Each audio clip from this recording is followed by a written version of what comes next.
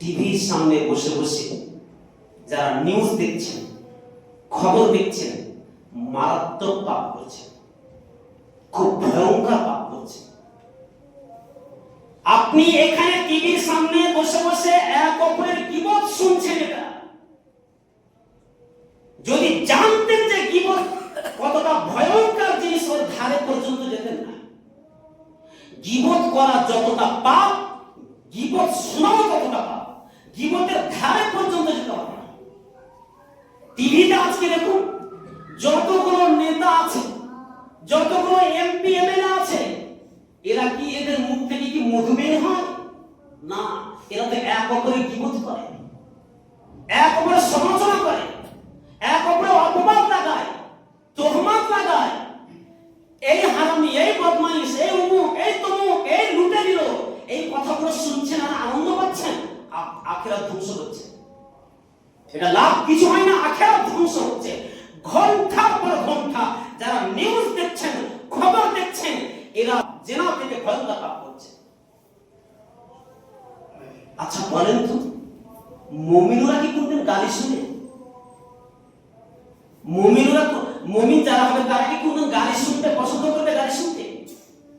আল্লাহ তো বলছেন মুমিনদের বৈশিষ্ট্য বলে দেখেন, ওয়াল্লাযীনা হুম আনিল লাগবি মুরিদুন। মুমিনদের 2 নম্বর বৈশিষ্ট্য হলো কি?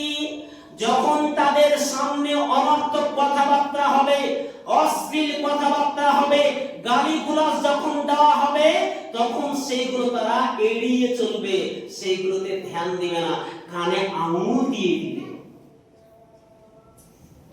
এক নেতা আরেক নেতার বিরুদ্ধে গালি দিচ্ছে, এক নেতা আরেক নেতাকে অপবাদ দিচ্ছে, এক নেতা আরেক নেতাকে খারাপ, আপনাদের ব্রেনে খারাপ জিনিস ভাবনা চিন্তা ঢুকিয়ে দিচ্ছে, আর আপনারা সেগুলো শুনছেন। এটা হচ্ছে একটা ইহুদিদের ষড়যন্ত্র আপনার ঈমানকে নষ্ট করা। যদি জানতেন খবরের সামনে বসা কতটা পাপ, টিভির সামনে জীবনে যেতেন না। আল্লাহ তো বলছেন এখানে, ওয়াল্লাযীনা হুম আনিল লাগবি মুরিদুন, যারা মুমিন ব্যক্তি হবে তারা কোনদিন খারাপ কথাবার্তা শুনবে না। আজ থেকে তওবা করলেন, খবরে কোনদিন ভালো জিনিস পাওয়া যায় না, শুধু গীবত, সমালোচনা, পরনিন্দা, গালিগালাজ, ওইটা দল খারাপ, এটা দল খারাপ, আমাকে ভোট দেন, সে লুটে দিল, হ্যাঁ করলো, ত্যাগ করলো, যেই কোন জিনিস কথা বলুক না কেন, সবই এগুলো গুনাহ অন্তর্ভুক্ত পড়ে যাচ্ছে। কি করে? যদি তার ভিতরে জিনিসটা থাকে, তাও গীবত হয়ে যাবে। রাসূলুল্লাহ সাল্লাল্লাহু আলাইহি ওয়াসাল্লাম সাহাবায়ে কেরামদের বললেন, আতাদরুনা মাল গীবা, হে আমার সাহাবা তোমরা জানো গীবত কাকে বলে? সাহাবায়ে কেরাম বললেন, আল্লাহ ওয়া রাসূলুহু আলাম, একমাত্র আল্লাহ এবং তার রাসূল ভালো জানেন। আল্লাহ রাসূল বলেন, শুনো, রিকুকা আখাকা বিমা ইয়াকরা, তুমি তোমার ভাইয়ের এমন ভাবে বর্ণনা করছো, শুনলে পরে অপছন্দ করবে, এটাই হলো গীবত। তখন বলা হলো, ইলা আফারাইতা, হে আল্লাহ রাসূল, আমি যে কথাটা বলছি, ফি আকুলু মা আখিহি, আমি যে কথাটা বলছি ওটা যদি আমার ভাইয়ের ভিতরে গুণটা থাকে, সেটা কি গীবত হবে? আল্লাহ রাসূল বলেন, ফাকাদিত্তাতা, এটাই তো হলো গীবত। ওয়া ইল্লাম তাকুন, আর যদি ওর ভিতরে এটা বিদ্যমান না থাকে, ফাকাদ বাহাত্তাহু, তাহলে তুমি অপবাদ দিলে। অপবাদ দিলে। তৃণমূল বিজেপির বিরুদ্ধে কথা বলছে, বিজেপি তৃণমূলের বিরুদ্ধে কথা বলছে, আর আপনারা ঘন্টার পর ঘন্টা শুনে শুনে কত যে পাপ করছে, মজা দিচ্ছে। আখিরাত ধ্বংস করবেন না। মুমিনদের এটা গুণ নয়।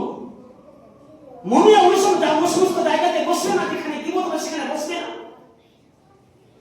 বেশিরভাগই মানুষ মুখের কারণে জাহান্নামে প্রবেশ করবে, মুখের কারণে। শুধু যদি আপনি এই কথাটা বলেছেন, এই ব্যাপারটি খারাপ, আপনার ঈমান বেঁচেছে, শুধু সমর্থন করেছেন, এবারে খারাপ, হ্যাঁ ঠিকই বলছেন। কেউ হয়তো কাউকে গালি দিচ্ছে, আপনি শুরু করেছেন, ঠিকই বলেছেন, এটা বলাতে আপনার কলম পাপ হয়ে গেছে।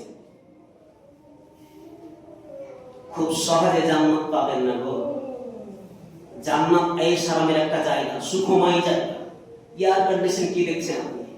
সোনা, হীরা, মণি, মুক্তা দিয়ে জান্নাত তৈরি আছে। ওই জান্নাত গুনাহ করে করে আপনি প্রবেশ করতে পারবেন? আমি আপনি গুনাহ করে করে জান্নাত প্রবেশ করতে পারবো না। নফসের বিরুদ্ধে আপনাকে যুদ্ধ করতে হবে। জান্নাত আপনার কাছে আছে, অন্য কারো কাছে নেই, আপনার কাছে। ওই জন্য বলছি যে প্রত্যেক মানুষ নিজেকে একটু তদন্ত করার চেষ্টা করেন, কতটা পাপে আমি ডুবে আছি। আমরা নিজেরা পাপ করছি, অপরের পাপটাকে পাপ মনে হয় আর নিজেরটাকে নেকি মনে হয়। অপরের মেয়ে ভুল করলে ওটা ভুল, আর নিজের মেয়ে ভুল করলে ওটা ভুল না। অপর যদি গীবত করে ওটা গীবত, আর নিজে হাজারটা গীবত করছে এটা নেকি। তদন্ত করে, নিজেকে তদন্ত করে। কারো বিরুদ্ধে আঙুল উঠার আগে নিজের দিকে একবার তাকিয়ে দেখে কোন জায়গাতে আমি আছি। এই লোকটা সুদ খাচ্ছে, মনীষা ওই বাড়ি যায় না, ওই লোকটা সুদ খায় কিন্তু নিজে আবার ঘুষ খাচ্ছে।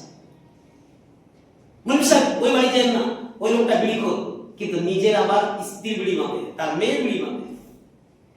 এরকম হয়ে গেছে আমাদের অবস্থা। অপরের পাপটাকে পাপ মনে হচ্ছে, নিজের টাকে পাপ মনে হয় না। ওই জন্য আল্লাহ সুবহানাহু ওয়া তাআলা তিনি বলছেন, যতক্ষণ পর্যন্ত তোমরা নিজেদেরকে পরিবর্তন না করবে আল্লাহ তাআলা পরিবর্তন করবে না। আপনি যদি নিজেকে পরিবর্তন না করেন, আমি আপনি যদি নিজেকে পরিবর্তন না করি, আল্লাহ তাআলা এখানে পরিবর্তন আমাদের করবেন না। আল্লাহ তাআলা আসমান থেকে ফেরেশতাকে পাঠাবেন না, যা বতি রহমতে পরিবর্তন করে আয়, ও গুনাহে ডুবে আছে না। আল্লাহ বিবেক দিয়েছে প্রত্যেকটা মানুষকে, আপনার চিন্তা করতে, আপনাকে কি করতে, আপনাকে বিবেক দিয়েছে। আপনি ঘন্টার পর ঘন্টা পাপ করতে আপনি সময় দিচ্ছেন কিন্তু নামাজ পড়ার জন্য সময় দিতে পারছেন না। ঘন্টার পর ঘন্টা আপনি গীবত করতে আপনি সময় দিতে পারছেন। নিজের ছেলে মেয়েকে, তার নিজের ছেলে মেয়ের কাছে আপনি গিয়ে দুটো কোরআন হাদিসের কথা বলতে পারছেন না। আলেমের কাছ থেকে কিছু একটা শিক্ষা নিয়ে নিজের ছেলে মেয়েকে শিক্ষা দেওয়া, সেটা আপনাকে জ্ঞান নেই। রাসূলুল্লাহ সাল্লাল্লাহু আলাইহি ওয়াসাল্লাম হযরত উকবা বিন আমির যখন জিজ্ঞাসা করলেন আল্লাহ রাসূলকে, আল্লাহ রাসূল মান নাজাত, পরিত্রাণ কিসে পাবো, মানে জান্নাত কিসে পাবো, পরিত্রাণ পেতে চাই, তখন আল্লাহ রাসূল সাল্লাল্লাহু আলাইহি ওয়াসাল্লাম তিনি বলেন, আমসিক আলাইকা লিসান, তুমি তোমার জবানটাকে লাগাম রাখো। আল্লাহু আকবার। কি বলেন ভাই? ওখানে বললেন নামাজ পড়ো, হজ করো, যাকাত দাও, দান খয়রাত করো, কি বললেন? এটা বললেন না। বলছে আমসিক আলাইকা লিসানাক, তুমি তোমার জবানটাকে আয়ত্তের মধ্যে রাখো, যেখানে সেখানে জবান ব্যবহার করিও না।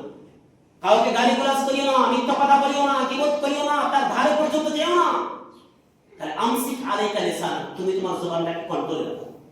ওয়ালিয়াসাকা বাইতুক, বেশি চায়ের দোকানে নয়, রাস্তাঘাটে নয়, কোনো অনুষ্ঠানে নয়, বরং তোমার বাড়িতে তোমার ফ্যামিলির কাছে সময় দাও। ওয়ালিয়াসাকা বাইতুক, বাইতুক মানে হচ্ছে ঘর। এই ছেলেগুলোকে একটু ওয়ালিয়াসাকা বাইতুক, বেশি বেশি সময় তুমি বাড়িতে দাও। ওয়াবকি, লাস্টে একটা ভার্সন কি বলছে, ওয়াবকি আলা খাতিয়াতি, যে পাপ করেছো এই পাপের কারণে সারা রাত দিন কান্না করো।